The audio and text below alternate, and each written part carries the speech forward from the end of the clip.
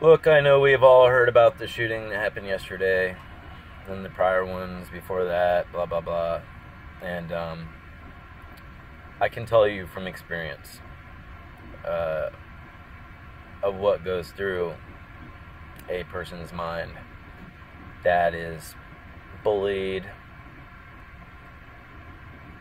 feels unloved, feels hated, um, or grew up in a really screwed up family and seen a lot of screwed up stuff. So I'm going to try to censor myself. It's not going to be easy because I want this to be seen by as many people as possible. And I'm going to label this video as eggshells. And when I say eggshells, I mean everybody should be walking on eggshells with everybody, because you don't know what a person has been through and you don't know what they're capable of. And also, by walking on eggshells with particularly these type of people, you might be able to get through to them and be able to do something about it ahead of time. I can tell you where my problem started was being a new kid in first grade. Not knowing what I should tell people and what I shouldn't tell people and how I would be judged for it. But my memory of my dad, when I was in first grade, is I actually believed he was a werewolf. And reason being is my dad was withdrawing off the pills, and he took a knife and started cutting up the furniture, trying to find his pills, thinking later on that me and my mom might have hit on him. And I was maybe 3 or 4 years old, but I remember this very well. Never forget. And my dad, I don't know if he was coming at us with the knife, but he was still holding it, and he wanted to know where his pills were. Looked like he was looking at me. I thought he was talking to me, but he was also, could have been talking to my mom. That part I don't remember exactly, but I do know I was scared, and I do know my dad looked like a wild man. Had to deal with a lot of stuff with my dad because of his heroin and pill addiction through life. Something I never got into, thank God. But back to first grade, I was a new kid in that school, and I told people about it. Got laughed at, and that was probably where the beginning of my bullying began. Not only was I bullied by the students, I was bullied by the teachers, and some of the teachers also pushed other kids to bully me. I've had my face bashed into a water fountain by some punk named Matt Vanderpool. I'm gonna name names here, and then Mrs. Paul. This is all from North Palm Beach Elementary in Florida here. Miss Paul, she used to bake us these popcorn balls, but she used to also beat us with a paddle, which was actually a cutting board with a handle on it, with holes in it so it could move faster. And she named it George, and kept it right by a closet that she also put us in. I avoided getting hit by these things, but watched other kids get hit. I ran and ducked and did everything to get away, and I did. But could not avoid Mrs. Spicer grabbing me by the hair and slamming my head up against the desk because I forgot a vocabulary word that was written on the board. I always thought I had ADD because I zoned out, didn't pay attention. Could have been of a lack of interest. That's the bad thing about teachers nowadays, is they don't make things very interesting. And finding out my son is not liking history as much as I did. Not to say his teacher's not making it as interesting, but I think as a kid, history is just not interesting. Don't want to get off track here, but through the years, getting bullied and pushed and pushed and pushed, I remember me being a very animal-loving, nature-loving kid. And it was very different from other kids because they were into sports. I didn't care for sports, probably because I sucked badly at baseball. I could not line up the bat with the baseball any way whatsoever. Tried and tried and tried, and I just finally gave up. Then I was made fun of and embarrassed in front of many kids many times by my teacher. By the coach, before I decided to take the bat in the middle of the ball game, and after being benched, to run after him and hit him in the shins. That's Mr. Coach Anselmo. I don't know if I was on the Red Robins or the Dodgers back then, but not important. And funny thing is, all the parents stood up and laughed and cheered for me. So maybe I thought I was all right from there, and then I felt justified, and they knew I was justified in doing it because none of the parents liked them. Why they kept their kids there, I don't know. But 3 years of getting bullied through elementary, junior high school, and then the beginning of high school. Finally, I discovered a way to avoid getting bullied.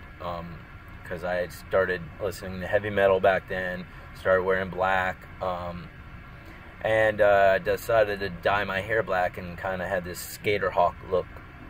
And one half of it always hung over one eye, and so I constantly looked like this, and I was always drooping down, always like that. And I realized that look scared people because it would cast a shadow over your eyes. You look a little meaner, a little evil, and it actually kept people away from me. And I like that because it stopped the bullying and kind of put a fear into people, a fear of the unknown. So I did that for quite a long time. I think I let it consume me for a while because during high school, I kind of abandoned my love for nature as much, love for people, love for everything, and started taking a BB gun and shooting boats as they rode by at the Intercoastal by my house in Juneau Park. I was 15, 16. I even have a picture of me doing that. And then I started shooting squirrels. And then we all put these squirrels in weird situations all around the park. I mean, we shot so many squirrels. It was like a Barbie doll fest, what we did. And I look back on it, it's sickening. I can't imagine being in that mentality I was in. I don't even know that person. I actually don't even remember what it was like thinking like that. Because I've actually been trying my hardest to get back the innocence, which is impossible, but that innocent child that I was before I was bullied. And during that bullying, I remember coming home crying, why does everybody hate me, all through elementary and junior high. Being so upset about it all the time. And I looked back and I noticed a change. I noticed slowly I was becoming kind of a little monster. But yeah, I wasn't the type that got in a lot of trouble, or I wasn't the type that broke into houses, did a lot of bad things that some of my friends might have done. And I never wanted to get in trouble, and never would do anything that I could get caught for. So I did petty stuff, I used to steal CDs, this and that, but getting off subject here again. My point is, as you could see what kids are turning into, you could see the difference between a disturbed kid and a not so disturbed kid, or not at all. You can see the innocence in the child, and you can see how everything we're exposed to will affect that. But one thing you always got to do, like I said in the beginning, is walk on eggshells with everybody. And parents need to always be paying attention to their kids and not throwing their kids to a nanny or a babysitter all the time. They need their parents. They need both of them, whether they're together or not. And my parents decided to stick together. As probably harmful as it was to us, they tried their hardest, and I do appreciate my mom and dad trying their hardest, but I did get to see a lot of things I should not have seen. I experienced a lot of stuff I should never experience as a kid, and it made me grow up really quick. But I think the difference between me and a kid that eventually turned into a shooter was the hope that I had that things one day will get better. I've had a chance to confront my bullies. For instance, I'm not going to mention this guy's name because I think he's honestly changed. But I'll just say his first name, Keith. And he recently lost somebody, and somebody I knew was a really good person. And if he's friends with this person, I can tell you one thing for sure, that he has changed. But I was bullied by him too, and I saw him in Foster's one day, and I swear to God, growing up, when I get older and I'm bigger and I want to fight back, because I didn't like fighting. Um, uh, People would hit me, punch me, kick me, do all sorts of things, and it never hurt me enough to anger me and to do anything back. It just hurt my feelings, and I did not like hitting people. Didn't want to hit people. One time went to hit somebody back, and I actually started pulling back because I didn't want to hurt them. But, 3 years, things have changed, and I will fight back now. I'll destroy somebody if they hit me, hurt me, or do anything to my family or friends. I'm very protective over people I love.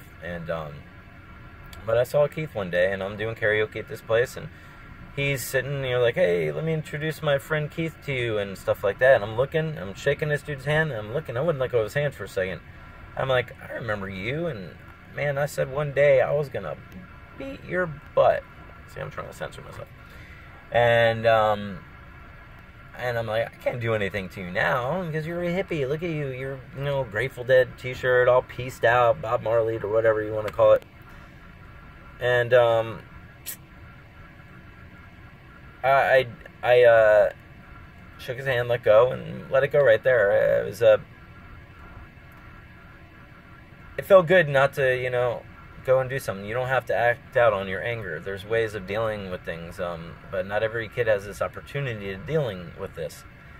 But and then back then when I was doing karaoke, I used to go to karaoke, wear my crazy contacts, and I go and do some Marilyn Manson, or whatever it may be. And I went and did some Marilyn Manson, Beautiful People. Within minutes, that dude took off. Took off like a bat out of hell. I think he was honestly kind of freaked out and scared that I might do something. Maybe I was wrong. But I went to find him on Facebook, and I finally messaged him, friended him. He accepted my friendship, so I messaged him. I'm like, so, are you still an a-hole? And he actually really apologized to me, and he was sincere and offered me free food and come hang out one day and this and that. And I never took him up on it, but it felt good to see people have changed. Everybody can change, sometimes for the worse. But my point is there are kids out there that don't see a pathway to change. There are kids out there that can't change. They're constantly put in situations where they feel down and out. I mean, I just lost my parents. I lost my dad to cancer in 2014, and I lost my mom in 2016 to a massive heart attack. She passed away right in front of the hospital in my car. Still have the car now. Dealing with things every day, it puts you through so many different emotional roller coasters, and you don't know where that roller coaster is going to bring you. I've had my son to keep me in check, to make sure that I don't turn into anything I don't want to turn into. And to tell you the truth, it's been a struggle. Got a lot of anger inside me. Got a lot of fear in me. But one thing I didn't have growing up is, I guess, I didn't care enough about myself to protect myself through elementary and actually stop the bullying myself. And I let people do that to me, but they made me feel smaller and smaller and smaller, and for some reason, maybe, I guess I felt like I deserved it. I don't know. I never understood it, and I tried to understand it. But, as you get older, you realize kids are just cruel. And they don't have to be that way. Parents need to be parents. All these rich parents sending their kids away or paying for a babysitter or trying to find somebody to replace them when they're not there is not right. You cannot replace a good parent. If you're a bad parent, then I suggest, yes, please get a babysitter, find somebody else to watch your kid, and if you're not worthy of it, I don't know. I'm not going to get into that, but kids need to be taken care of. And as far as kids being told never to tattletale, never to throw anybody under the bus, or be a busybody, blah, blah, blah. You know, to an extent, yeah, it's true, but at the same time, you wind up creating more of a problem, because if a kid wants to tell somebody something and they feel it really needs to get out, you're stopping that kid from possibly stopping another person from killing somebody. And then on top of that, I mean, I was, when I tried to bring all this stuff that was happening to me in elementary, when I tried to bring that up, I was told I was a liar. My principal told me that, told my parents that. I got in trouble for lying, which I was not lying. I had to write over 1,000 times, I will not lie. And in my head, I'm like, I didn't lie. But I mean, I have to do this for no freaking reason. I was tormented as a kid. And there are a lot of lucky people out there that they're just lucky that I never did anything in retaliation.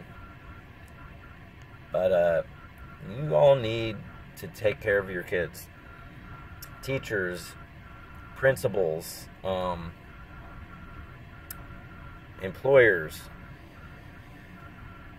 You need to pay attention to your employees, your children, your students, and not write these little things off as just being kids will be kids, or people will be people. Teachers, bosses, whatever, they all need to pay attention and be open to people telling them things, so where they can feel comfortable and not be shamed for being a tattletale or throwing somebody under the bus or bringing something up that seems important to them, because it might just be that important. And you're being a huge part of the problem by shaming these people into thinking that they should never say anything. I've always said something. Have I been detoured? Have I slowed myself down and you know, bringing these issues up? Yeah, I have. Do I know a healthy balance in between what's right I should bring up or what's wrong? You know, stuff I shouldn't deal with? Maybe. Today I brought up something to my boss today, and I didn't want to, but something told me if I don't do something about it, something bad could happen. And if you feel that something bad could happen if you don't do something about it ahead of time, then do something, because you're being proactive. If you do something later on, you're being reactive, and you need to be proactive. So I hope people watch this video to the end. I hope something sunk into their heads, and if I can talk about some more stuff that I might think of later on, I will. I just wanted to get to the gist of things. I didn't want to go into every aspect of my life and how it dissolved that innocent kid and turning me into who I am today. All I know right now is I'm a great father. I love being a father. I'm a good person to everybody that's good to me. And yeah, if you cross me, you better freaking watch out. I'm not gonna lie there. There's no reason to hurt people, no reason to do things to people that didn't deserve it. And do I feel like an eye for an eye? Do I feel that's still true to today? I really do. I really do, because some people need to feel that they need to get back. But then again, I have seen karma happen. I've seen bad things happen to people very quickly after they did something wrong to somebody. So I honestly believe that you should just leave people alone, and you need to teach your kids that. You need to instill into them to stand up for themselves, stand up for other people, and not to hurt other people's feelings. Walk on eggshells with everybody. That is my key point here. Walk on eggshells with everybody, no matter how young or old they are, because you don't know what could happen. And if you don't teach this to your kids, then they might become either a victim or a suspect or the perpetrator. So think long and hard before you can become a parent, and before you become a parent, and If you're already a parent and you've never discussed this stuff with your kids, it's not too late.